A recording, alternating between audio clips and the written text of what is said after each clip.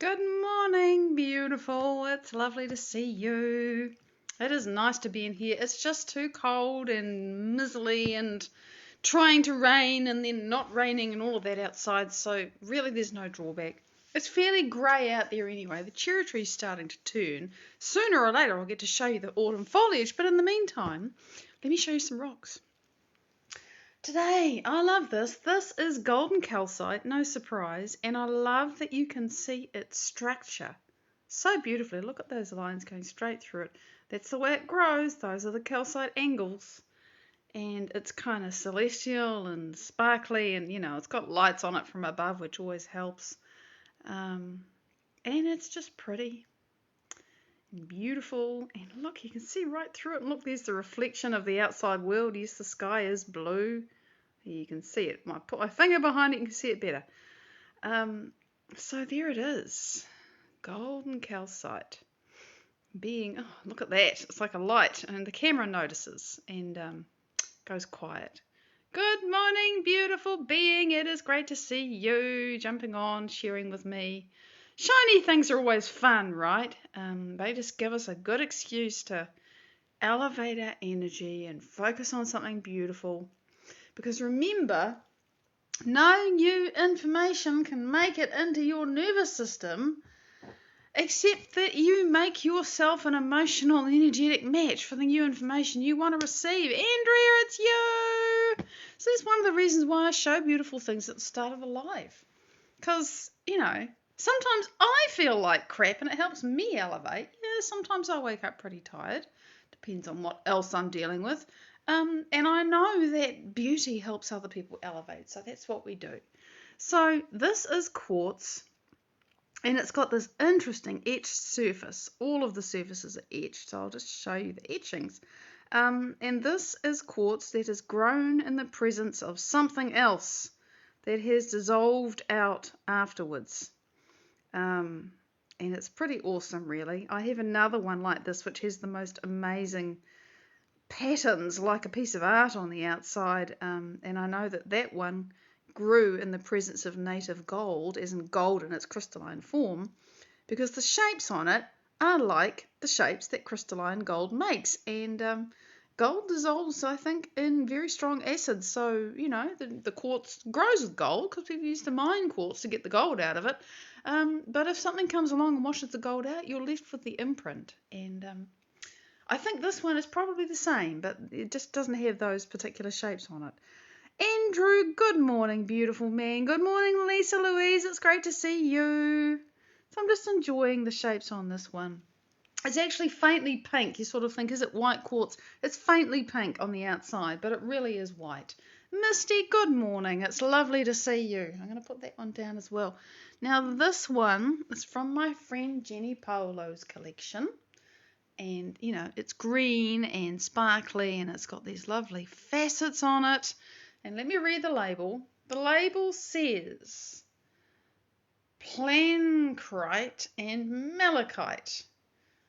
I'm just going to carefully take the label off so you can see it a bit better. See the beautiful crystal structure. I don't know which one's which. I suspect that's the plancrite because that doesn't look like malachite to me. Isn't it shiny?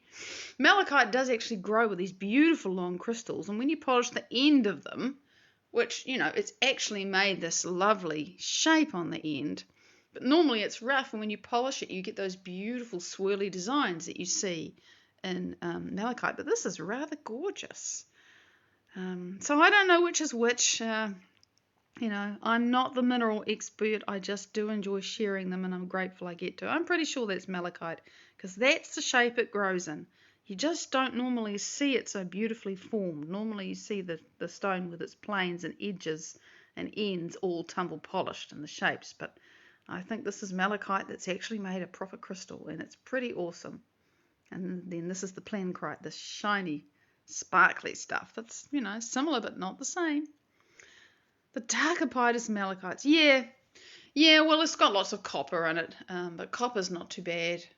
Copper's not toxic. The things that got arsenic in them, that's a bit different. So I'll put the label back on because I don't want to lose use it. Okay, so now, today I want to talk about courage, because that's really what this post is about.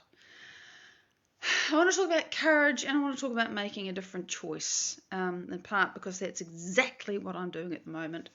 And in the absence of anything else, because, hello, send me your pain point questions, because if you don't ask questions, I have to come up with them. And there's nothing wrong with that, but it's really nice if I get to answer yours. That's, what I'm facing. And my inspiration, Dr. Joe Dispenza, says this: the hardest thing about change is not making the same decision, the same choice that you made the day before. There's another thing he says, and this is very real to me right now. You have to lay down the very thing that you have used your entire life to get what you want. Ponder that, be it fear or depression or being a victim or being angry or being whatever it is. You've got to lay that down, which is so familiar and so usual to you and so comfortable, we talked about that yesterday, for something greater to happen. And that sounds really good in theory until you actually have to do it. And then let me tell you, it takes courage. And right now all the things I said I was put in the post that I'm going to talk about are like out of my brain, and I haven't got a visual reference, so I just got to follow with this now. The only way you can have a new experience in your life. Morning, Holly! Good morning, Kylie! Is to make a new decision. But if you are so used to making the same choice, to feel the same way, and you think it's automatic and you don't have a choice, and that's the piece, right? You have to realize you've got a choice. Even though it feels impossible, the idea, oh no, I could never trust again. Oh no, I can never be happy again. Oh no, it's not possible for me to heal. Whatever it is, that is you and me making a choice to believe that that's true. And I'm not saying that we deny what's going on in our world. No, we still have to deal with 3D. We still have to deal with what we've created up until now. But if we keep on first saying that's all there is, and second, saying that we can't make a different choice, it's not possible, it's too scary, it's too hard, well then we're never going to have a new experience. And never mind when you're standing at the fork in the road and everything inside your mind, everything that you've experienced up until now is saying, don't do that. That's not safe. That's not who you are. It's not what you've ever done before. Don't do that. And another part of you, your heart, your soul, your whatever it is you want to say, is saying, this is right, and you know it. And you are torn, you are standing at that fork in the road. And that is the point at which you have to decide if you are more in love with what you know, which is going to give you the predictable experience that you know so well, or if you're going to be more in love with what you don't know, which has exciting and scary possibilities. And are you going to be open to possibilities? Are you going to have enough courage in yourself to make a different choice? And sometimes the fork in the road is really big, but most often it's small, it's incremental, it's moment by moment, day by day. It's, do I just get to keep on feeling the way I feel and say that I can't do anything different and life is hard, and am I going to keep on telling the stories about how difficult it is and what happened today that was difficult and how I feel today, which is the same way as I felt yesterday and the same way as I felt the day before. Every time we continue to be that, we're still being that.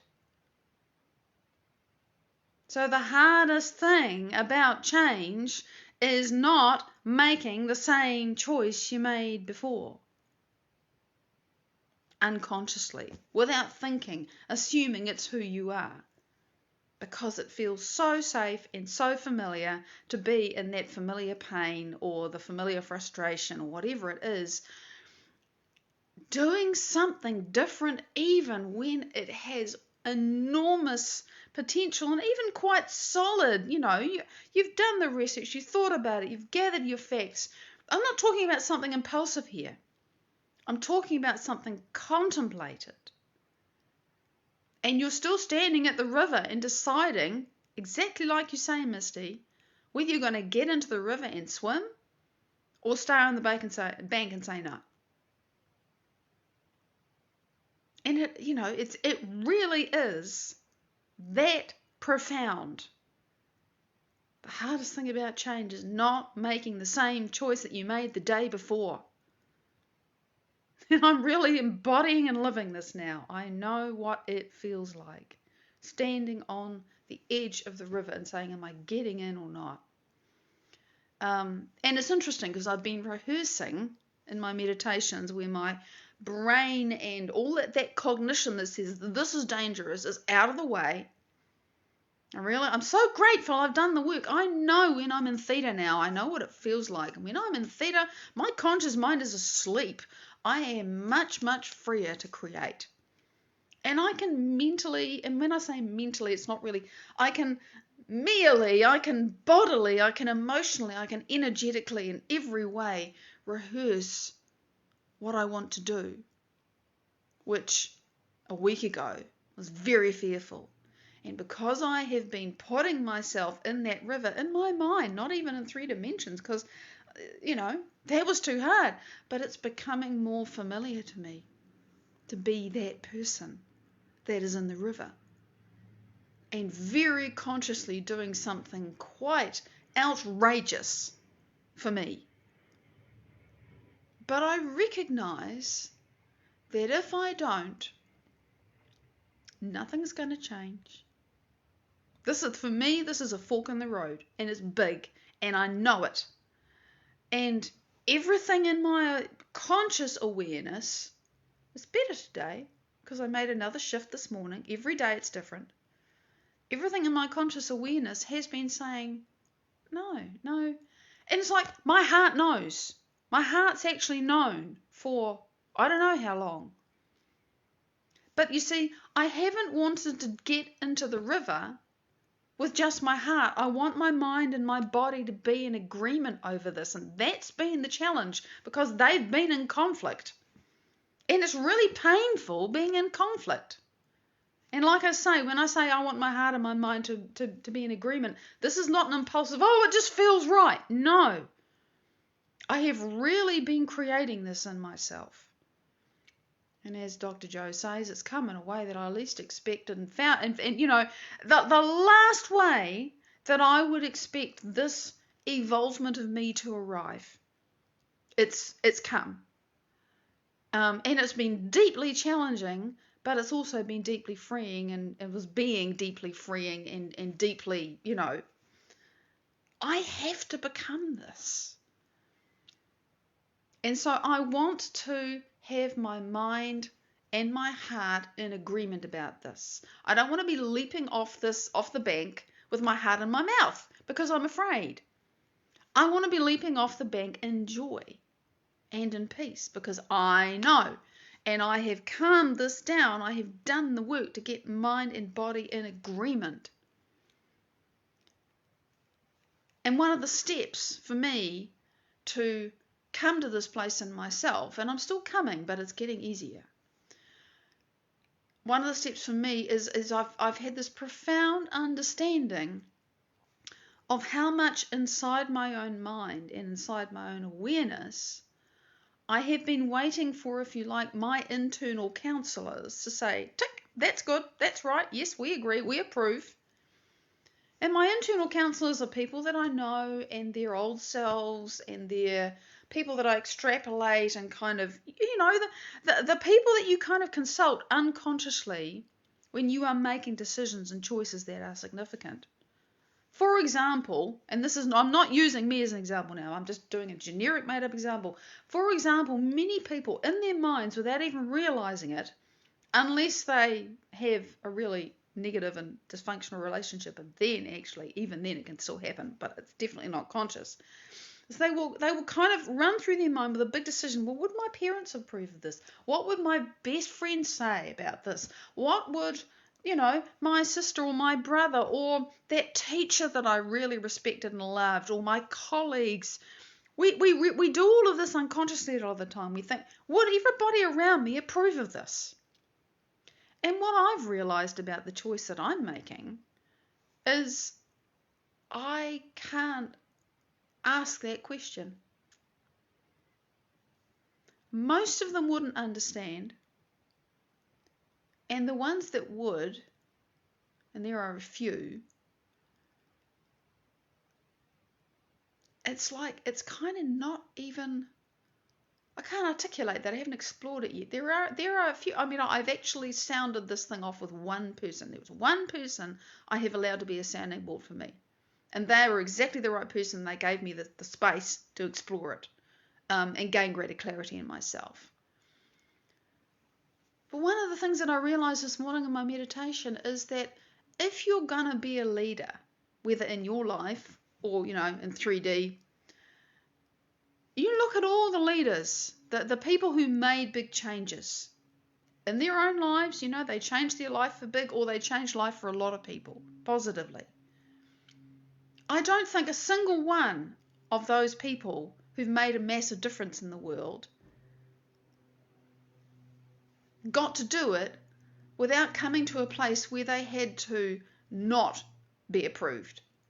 That they all went through disapproval. Julian, Lynn, good morning. They all went through having to step out of what they knew was right because of what they'd learned and what they'd been taught. They had to step out of their conditioning about what was appropriate and what was right and the best way to do things. And they had to do something else. Because if you're going to keep doing the same things, you're never going to have the same experience. So if you want a new experience, you have to buck your inner traditions.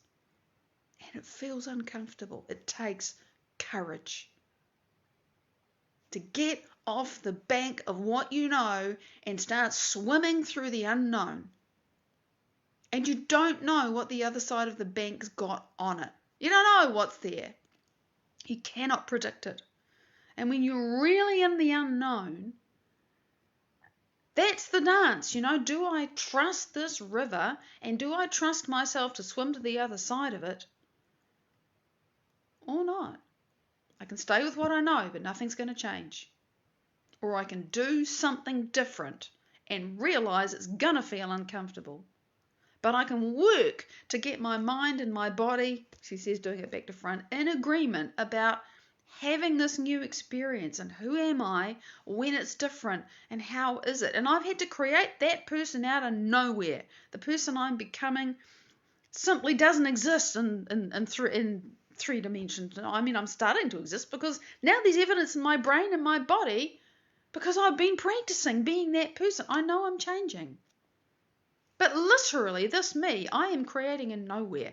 I have to get out of my identity.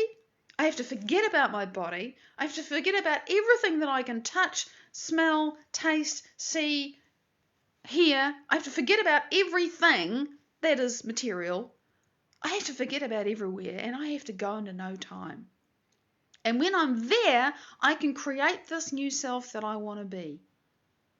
And that helps me then to come back into all of the, being a body, having an identity, being surrounded by people and things, being in a place that's got all these associations with and all these memories and everything's going on here, being in three-dimensional time. But I can bring that me that I created when I was not here back here because I practiced being that self.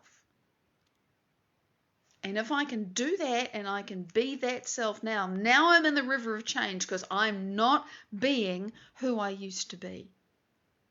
And it takes courage.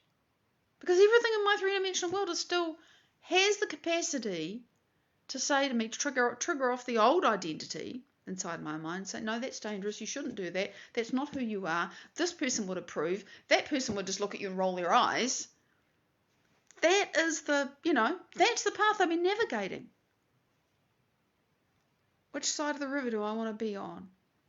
Am I going to be in love with what I know, or am I going to be in love with what is unknown?